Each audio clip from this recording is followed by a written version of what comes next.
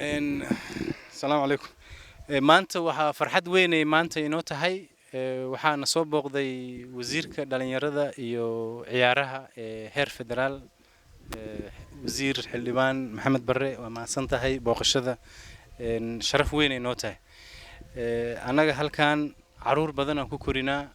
hadda xaruntan waxaa joogto 83 caruur ilaa 40 caruurna waxa ku dhex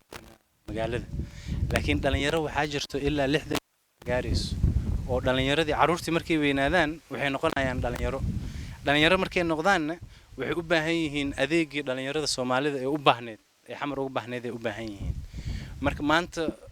waa ku faraxsanahay aragtay qabo aqoon-yahaniin wax bartay mustaqbalkana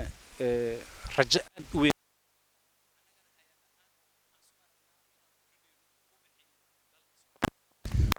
dalkan korinaa dalkan waxaan ka codsanaynaa wasaaradaada qaybta uga aadan dhalinyarada iyo sportiska in si kal iyo laab aad noola shaqeysaan insha Allah dhalinyarada aan soo korinay oo halkan dhalinyaro noqotay qaar waxa ku jiro hami aad u weyn qaba hadda qaar waxa ku jiro xisbi siyaasad sameystay oo madaxweyne inay wadankan ka noqdaan haminahay qaar waxa ku jiro inay wasiiro noqdaan haminahay qaar waxa ku jiro inay culimada noqdaan ay culimadu ku biiraan oo xafidul quraan oo hadda dhinacaas aan ku barbaar ayagana way ku jiraan caruurtii marka dhinac walba caruur u dhameystiran halkan ka soo baxda laakiin dhibka ugu weyn caruurtaas la kulmaan markii banaankaas iyo bulshada ay dhex galaan Soomaalida waxa ugu horeyso waa qabyaalad caruurta halkan ku koro qabyaalad waxba kama yaqaanaan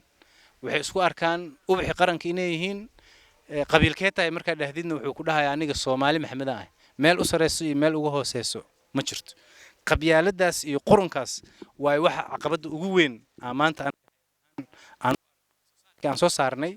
oo ka hor imaanayo taasna waxaan ka codsanayaa wasaaradaada inay garab naga siiso iyo xukuumadda dan qaran waa mahadsantahay mudan wasiir soo dhawaaw